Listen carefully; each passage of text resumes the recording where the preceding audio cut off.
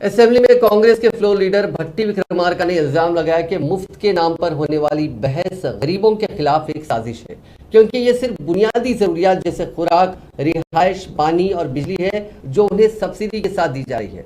मरकज में बीजेपी की जेर क़यादत हुकूमत के जरिए कॉरपोरेट और कारोबारी बिरादरियों को दिए गए 12 लाख करोड़ रुपए के एनपीएस एक तरफ है, जबकि गरीबों को दिए जाने वाले या काश्तकार तबके को दी जाने वाली सब्सिडीज बहुत कम है और ये सब्सिडीज जीएसडीपी की तरक्की में भी हिस्सा अदा करती हैं।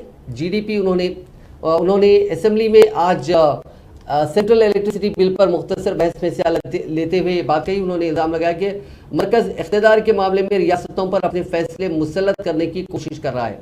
हालांकि वो कंकरेंट लिस्ट में है, वो चाहती है कि रियासतें सिर्फ उसकी तजवीज़ करदा पैदावारी कंपनियों से बिजली खरीदें और वो अवामी पैसे से तैयार करदा तकसीम के शोबे को निजी शोबे के हवाले करने का मनसूबा बना रही है।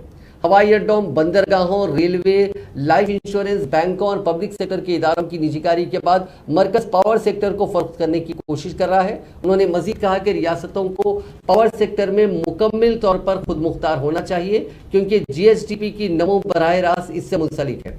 ये तेलंगाना के बालाई इलाकों के बारे में कांग्रेस की तशवीश के साथ था कि मरकज ने तंजीम नौ के एक्ट में से उसे 53% से ज्यादा ताकत का इंतजाम दिया था। उन्होंने आंध्र प्रदेश को बिजली के वाजिबात की अदायगी के लिए तेलंगाना को मरकज की हिदायत को भी आइन की खिलाफ वर्जी, विफाकी रूह और आमिराना रवैया करार दिया, क्योंकि मरकज तेलंगाना को आंध्र प्रदेश के वाजिबात पर खामोश है। उन्होंने मरकजी वजीर खजाना निर्मला सीतारमन के हालिया दौरे के दौरान रियासत के एक जिला कलेक्टर पर सब्सिडी वाले चावल में मरकज के हिस्से के बारे में जानने की ख्वाहिश का भी मजाक उड़ाया। उन्होंने कहा कि एक कलेक्टर की जिम्मेदारी सिर्फ ये होती है कि उसे गोडाउन से कितना चावल एक राशन की दुकान पे पहुंचा और क्या वो गरीबों तक जो कार्ड होल्डर्स है उन तक पहुंचा या नहीं पहुंचा। ये कलेक्टर की जिम्मेदारी नहीं होती कि वो जाने कि इसमें मरकज का कितना हिस्सा है और रियासत का कितना।